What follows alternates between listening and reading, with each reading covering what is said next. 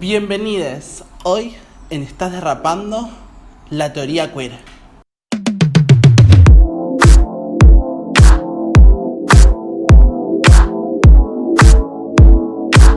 Hola, ¿cómo están? Soy la transfilose no binaria, también conocida como Lucas Roda, y hoy les vengo a traer un nuevo episodio de Estás Derrapando. Esta vez, la teoría queer. Para los que no lo saben, hay otro video en mi canal de esta sección, Estás Derrapando, donde hablo de populismo, en la cual voy a hablar de un uso cualquierista de un concepto filosófico para fines de desinformar o políticos. En este caso, como lo dije ya varias veces, vamos a hablar de la teoría queer. Bueno, como para los que no me conocen, ese es un tema que me interesa muchísimo. Entonces, antes de pasar a la reacción del video, voy a hablar sobre qué es la teoría queer. Quiero contarles que me baso en su gran mayoría en el texto de Teoría Queer y Psicoanálisis de Javier Sáenz, donde él cuenta y hace un análisis histórico tanto del movimiento queer como luego de las teorías queer, y después lo relaciona con el movimiento del psicoanálisis. Bueno, para empezar, el movimiento queer, o el movimiento también por la liberación homosexual en sus comienzos, tiene sus inicios. Primero hay unos proto-inicios o proto-movimientos o proto-revoluciones que se fueron dando tanto a fines del siglo XIX, con la aparición del término el homosexual, como después a mediados del siglo XX, con los primeros movimientos de liberación homosexual, por más que ellos aceptaban una asimilación y una medicalización de lo que la homosexualidad era. Es decir, se reconocían como seres enfermos y que debían ser reconocidos como cualquier otra enfermedad o discapacidad en la sociedad. Luego, a partir de 1969, con los sucesos de Stonewall, aparecen los primeros movimientos LGBTIQ+, los cuales planteaban la ampliación de derechos para toda la diversificación de la sexualidad, aunque al paso del tiempo, en realidad a los meses siguientes del mismo altercado, se empezó a centralizar más que nada en la liberación de varones cis homosexuales, blancos de clase media. Es por ello que a fines de los 80, a principios de los 90, aparece el movimiento queer propiamente dicho, siendo queer una palabra que en inglés denota rareza, marginalidad, algo extraño, algo que debe ser exterminado, algo que debe ser expulsado de la sociedad en su conjunto. Es por eso que estas personas se reapropian de esta injuria de ser llamadas queer y hacen de eso el motor de su organización social, como dice en este caso Javier Sáenz en su libro.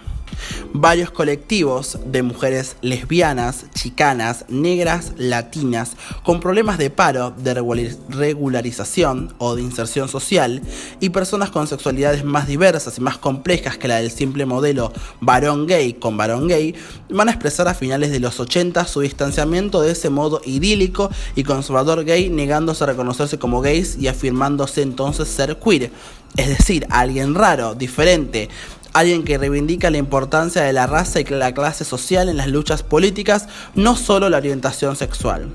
Como nueva forma de autodominación, estas personas van a apropiarse de una palabra injuriosa, de un insulto contra los gays, como es la palabra queer, y van a utilizarla como señal de identidad para devolverla irónicamente contra el sistema de orden heterocentrado, e incluso contra el nuevo orden gay que solo busca integrarse socialmente y disfrutar de la sociedad capitalista. Es decir, en sus orígenes estos grupos queers eran de un corte anticapitalista, muchas veces en su gran mayoría anarquistas, y planteaban nuevas normalidades, planteaban la separación de la normalidad, la separación de todo lo que sea legislable, de todo lo que sea normativo. Querían construir una nueva sociedad, un nuevo devenir en base a distintos organizadores que no eran los que las sociedades heteronormadas habían construido históricamente. Bueno, y es en base a este movimiento donde aparecen las teorías queer, en plural, ya que distintos autores tienen distintos enfoques y cada una puede representarse de distintas maneras y pueden no taxativamente incluir todos los conceptos que Javier Sáenz trae en su libro, que son los siguientes. El primer concepto necesario entender para pensar la teoría queer es el de la crítica a los dispositivos heterocentrados y al binomio hetero-homo.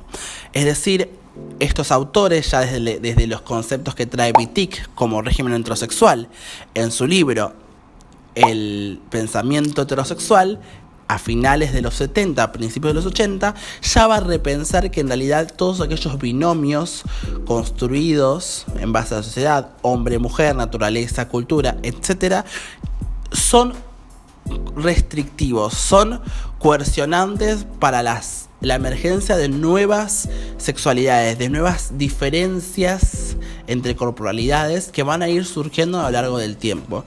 Y además son determinantes y esencialistas, algo que esta corriente desde su principio empieza a alejarse de aquellos esencialismos que buscan determinar lo que una mujer es y debe ser. Lo mismo se amplía a la masculinidad, obviamente, ¿no? Otro concepto que aparece constantemente en la teoría queer es el del sexo como producto del dispositivo de género. Este es un punto de boom epistemológico para lo que son las teorías queer. Con la aparición del género en disputa en 1990, Judith Butler establece que aquello que llamamos sexo quizás también está socialmente construido. Cito: si se impugna el carácter inmutable del sexo, quizás esta construcción llamada sexo está tan culturalmente construida como el género. De hecho, tal vez siempre fue género, con la consecuencia de que la distinción entre sexo y género no existe como tal.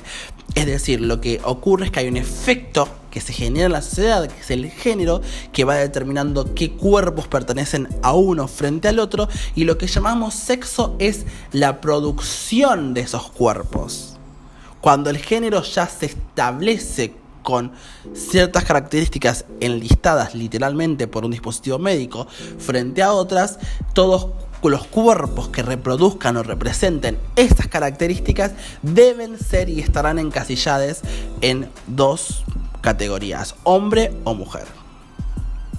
Butler va a decir que esta construcción existe porque previamente hay una sociedad que se configura para pensarlos de forma binómica, es decir, este concepto está muy relacionado con el primero que vimos. Como tercer concepto fundamental, Javier va a traer el del género como tecnología, es decir, la crítica a la diferencia sexual.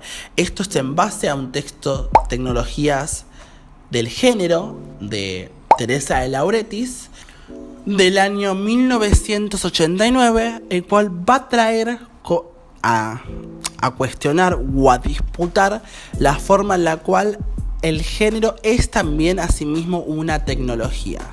Es decir, está produciendo constantemente cuerpos y realidades que puedan de alguna forma modificar el tipo ideal que ese género representa. Ella va a decir que la problemática de utilizar universalmente un término como mujer o como hombre no nos permite ver la forma que internamente las mujeres y los hombres están en constante repensamiento y transformación para responder a la forma en que se van modificando y avanzando los sistemas de opresión, como son el patriarcado y el capitalismo, que se retroalimentan a su vez. Si el patriarcado se va repensando, va modificándose para seguir manteniendo su hegemonía, entonces internamente las mujeres también se van a ir modificando y se van a ir generando nuevas características. Por eso es una tecnología y por eso también vuelve a separarse y recordar que en la teoría queer se separa de los esencialismos clásicos del feminismo de los 70. Después aparece la resistencia a la normalización y la articulación de opresiones. Lo que va a plantear con este concepto Javier es la forma en la cual la teoría queer lo que busca es deshacerse de todas las opresiones a su vez. Rechaza la normalización, rechaza la asimilación a una sociedad que supone integrarnos y plantea que esa sociedad siempre va a ser excluyente, siempre van a aparecer nuevos fallos en esta sociedad que van a ir buscándose excluir y violentar constantemente, como ha pasado históricamente con la diversificación de las sexualidades y de las identidades. Por eso plantea que las opresiones deben lucharse todas en conjunto para emancipar en su totalidad las corporalidades de todas aquellas violencias históricas que van sufriendo y determinismos sociales. Teresa Lauretis plantea, en Teoría Queer, siendo el primer texto en unir la palabra teoría con queer, diciendo: articular los términos gracias a los cuales las sexualidades gays y lesbianas pueden ser comprendidas e imaginadas como formas de resistencia a la homogeneización cultural, oponiéndose al discurso dominante por medio de otras disposiciones del sujeto cultural, y articular los discursos y las prácticas de las homosexualidades en relación con el género y la raza, así como con las diferencias de clase o de cultura étnica, de generación y de situación geográfica y sociopolítica. Esta cita funciona, no de manera taxativa, nombrando alguna de las opresiones las cuales una persona puede contar con al vivir en un sistema capitalista y patriarcal. Otro de los conceptos es la producción continua de identidades diferentes, la cual cuenta con dos dimensiones distintas. Primero, el anti-asimilacionismo, esto veníamos viendo, luchar contra la normalización, y luego el nomadismo, que es esta idea de ir virando, de pensar las identidades implícitamente como políticas, buscando conservar y mantener una identidad mientras se busca generar un cambio cultural y político en la sociedad. Luego esas identidades son desechables, son desmontables, ya que el único fin que tienen es político. Es lo que en su caso Paul Preciado plantea en un artículo diciendo: los microgrupos queer pueden ser calificados simultáneamente de hiperidentitarios y de postidentitarios. Son hiperidentitarios desde el momento en el que hacen un uso intensivo de los recursos políticos de la producción performativa de las identidades marginales. La fuerza política de movimientos como ACT UP o Lesbian Avengers deriva de su voluntad de potenciar lo que se supone que es un sujeto malo, los seropositivos, las bolleras, las locas, las maricas, para hacer de ello un foco de resistencia contra la homogeneización, la norma hetero, blanca y colonial. Otro de los usos, otro de las metas políticas que también tiene la teoría queer es la de localizar los dispositivos de normalización. Lo que plantea en este caso Javier es: la preferencia por queer representa, entre otras cosas, un impulso agresivo de generalización. Rechaza una lógica reductora de la tolerancia o un simple intento de representación política para insistir en una profunda resistencia a los regímenes de la normalidad. No queremos ser la normalidad, no queremos parecer a la norma, sino deshacernos de ella.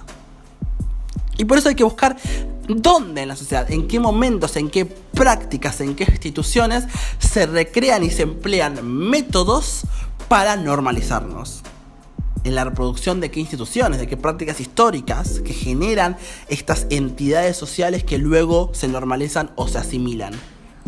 Otro de los conceptos, y a mi forma de ver el más relevante, o por lo menos uno de los más relevantes y presentes a lo largo de todas las teorías queer, es el de la performatividad de género, un concepto comúnmente asociado a su creadora, que fue Judith Butler, también del género en disputa, que va a plantear al género de la siguiente manera: el género no debe interpretarse como una identidad estable o un lugar donde se asiente la capacidad de acción y donde resulten diversos actos, sino, más bien, como una identidad débilmente constituida en el tiempo, instituida en un espacio exterior mediante una repetición estilizada de actos. El efecto del género se produce mediante la estilización del cuerpo y por lo tanto debe entenderse como la manera mundana en que los diversos tipos de gestos, movimientos y estilos corporales constituyen la ilusión de un yo con género constante. Es decir, plantear el género como un efecto que va moldeando prácticas, generando instituciones, generando dispositivos que lo que hacen es decirnos, mostrarnos y invitarnos a imitar, es decir, hay un proceso de imitación a los distintos géneros a los que nos vemos expuestos desde que nacemos en la sociedad, que nos van a marcar el camino para cómo deben ser nuestras prácticas al deber responder al sexo, ¿no? Pensémoslo construido, al sexo que se nos fue asignado al nacer. Es decir, en el momento que un dispositivo médico investido con el poder social que tiene al representar a la biología como una verdad sobre nuestros cuerpos, al decirnos masculino o femenino en el momento de observar nuestros genitales, va a darnos un camino, va a ahondarnos en un camino donde nuestro cuerpo y nuestras prácticas tengan que responder a prácticas sociales previamente instauradas a la aparición del sujeto. Bueno, y quedan los últimos dos conceptos. El anteúltimo es el análisis post-feminista que hace la teoría queer, en donde busca de alguna forma, ya desde los escritos de Wittig, luego pasando por Gayle Rubin, terminando en Butler, que ella lo determina y lo establece específicamente, en donde hay que repensar constantemente, contingentemente, cuál es el sujeto del feminismo. Hay que extender las categorías de la feminidad a lo que se llama sujeto feminizado para entender la forma en la cual la sociedad heterosis patriarcal capitalista genera y produce corporalidades y prácticas femeninas. Se invisten cuerpos en la feminidad. Entonces el sujeto del feminismo no debe ser aquel que simplemente se autopercibe o se determina socialmente como la mujer, sino todo aquel que recibe el proceso de feminización, recibe la investidura social de feminidad.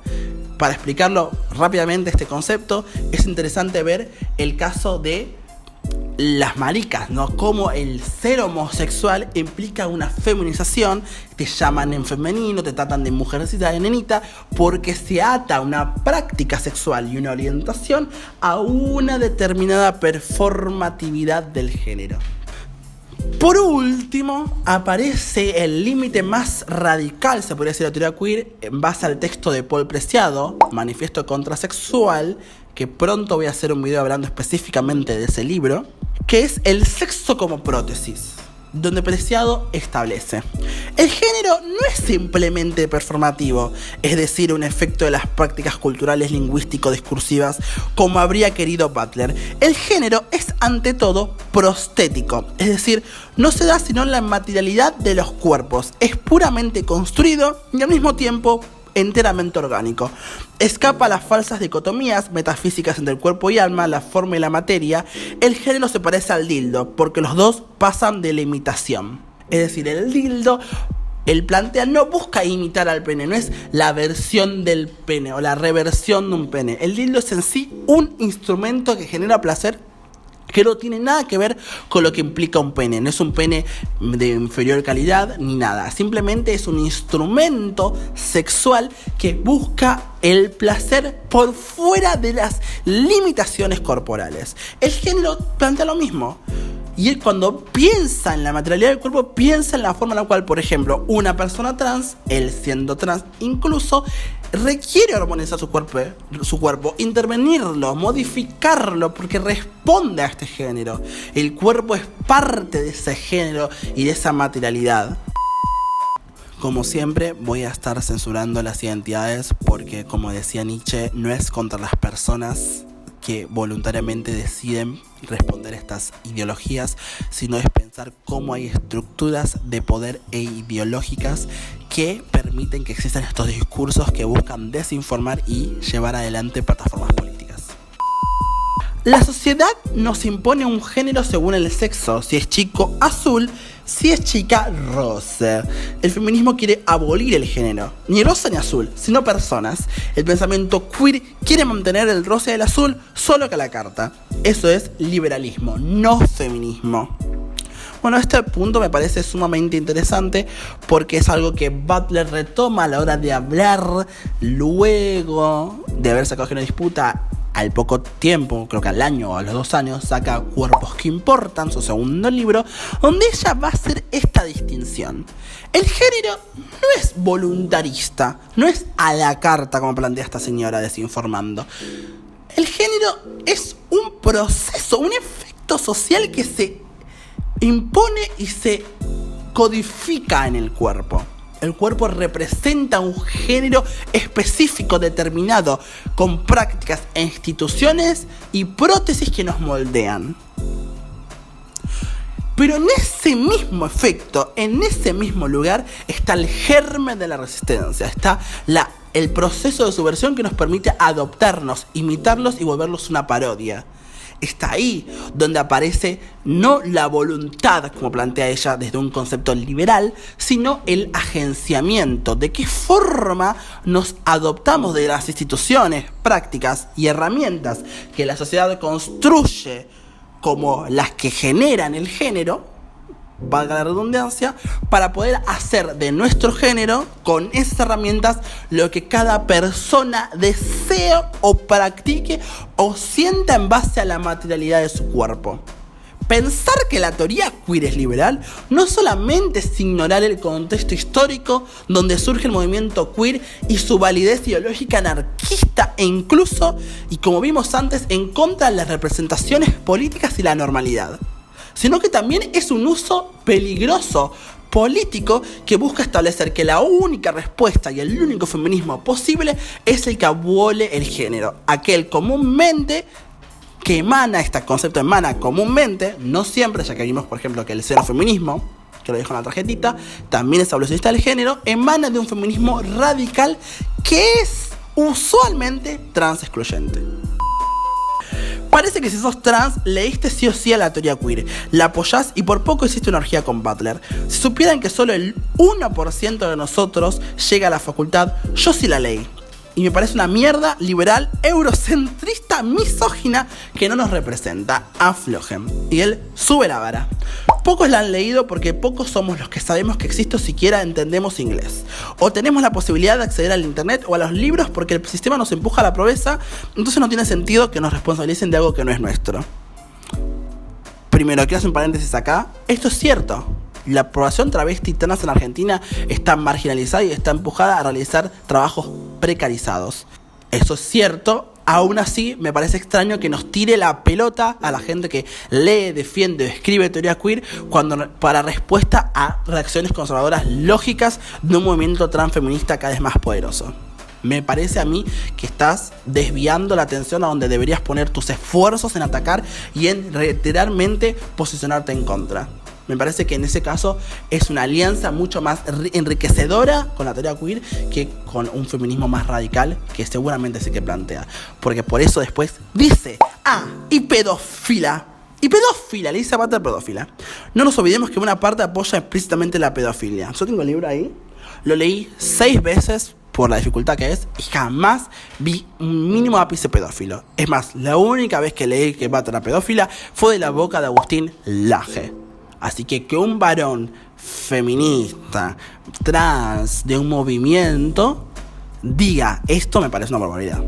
Entonces, lo interesante, ¿no? Lo más loco de esto es, repito, la forma en la que él desvía la atención de las expresiones reaccionarias conservadoras que van en contra del movimiento transfeminista en Argentina y de las identidades de género hacia el movimiento queer en vez de generar todas esas acciones contra los conservadores.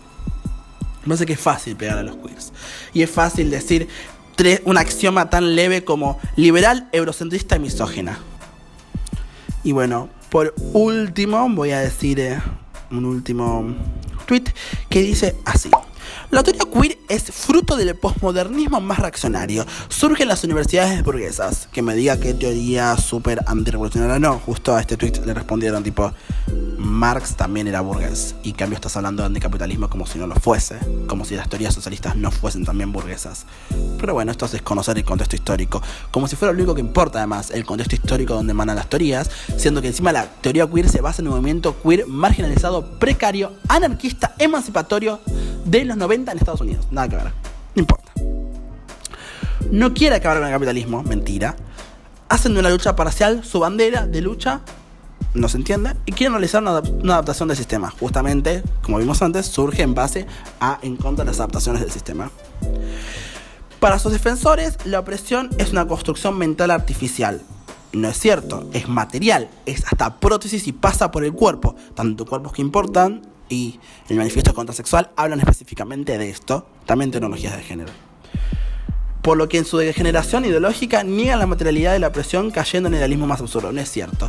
Primero, porque el idealismo no es absurdo, justamente lo simbólico en la sociedad tiene un factor muy fuerte, si no pensemos cómo el capitalismo estructura lógicas de reproducción simbólicas, como puede ser incluso el dinero, por más que sea un papel, lo que importa y lo que inviste al papel moneda en su validez como dinero es una condición simbólica estructurada en un sistema social capitalista. Lo simbólico es sumamente importante, el lenguaje es sumamente importante, que termina organizando las realidades y generando la lectura sobre los cuerpos y las cosas que nos rodean. Pero además de eso, habla de una degeneración ideológica. Trata la teoría queer de una forma ideológica, igual que lo tratarían conservadores en contra del movimiento transfeminista, que le dicen ideología de género, planteando que detrás de todo este movimiento, detrás de toda esta forma de articular y pensar herramientas para emanciparnos de todas las opresiones, en realidad hay una ideología que plantea una degeneración, una degradación de una lógica de género supuestamente esencial, natural, dada e histórica, no reconociendo la forma en la cual se fue moldeando y modificando para así contentar nuevamente a las estructuras sociales patriarcales y capitalistas. Niega el proceso histórico que hay detrás de un cuerpo, de un género, de una sociedad. Y es de esto que nos vamos a alejar. Es en estas lecturas que tenemos que ser bastante críticas, porque se acercan muchísimo a las críticas más conservadoras frente al movimiento transfeminista. Bueno, para ir cerrando este video bastante intenso me salió, pero que bueno, les que me conocen, es una teoría que me gusta mucho y es donde yo miro bastante. Recomiendo también criticar la teoría queer, pensarla, repensarla y traerla a otras categorías. Por eso específicamente recomiendo el libro de una de las personas que más me ha enseñado en esta vida, que más apoyo y defiendo, que es Leonor Silvestri. Ella tiene un libro que hizo en conjunto Manada de Lobas, que se llama Foucault para encapuchadas, donde tratan ese libro críticas reales y establecidas dentro de cierta despolitización de cierta teoría queer actualmente. Es cierto, estamos pasando por un momento que la teoría queer se va despolitizando. Y yo quizás quiero recuperar esos valores de los 90 anarquistas que había, como puede ser el momento Bashback o Act Up. Pero sí es cierto que está sucediendo un proceso de asimilación frente a las teorías queers y a las lógicas queers. Hoy cualquier cosa es queer y se pierde esas lógicas que había antes dentro del movimiento. Y por eso recomiendo leer a Leo, porque ella te da también herramientas para practicar incluso aquello que te sentís cómodo en. Yo me siento cómodo pensando en la teoría queer, pero eso no implica que no deje un espacio para criticarla y repensarla, de qué forma poder mejorarla incluso más, de poder ampliar la construcción del género, de dejar de ser universalizante, que la performatividad del género no sea un concepto universalizante, sino que se piense contingentemente a cada sociedad, que entienda que el patriarcado es occidente, no oriente, como planteé en otro video. Eso es un poco lo que les vengo a dejar hoy. Les pido también que si leen a Leo, si compren sus libros, le hagan un aporte, ya que ella es discapacitada legal y vive de los aportes que le hacemos. Así que nada, espero que les haya gustado. Les dejo acá mis redes sociales, van apareciendo. Les invito a darle like, compartirlo, comentar lo que piensan, suscribirse, darle a la campanita que se vienen más videos así, que el domingo hay un nuevo video. Y nada, solo eso. Un saludo.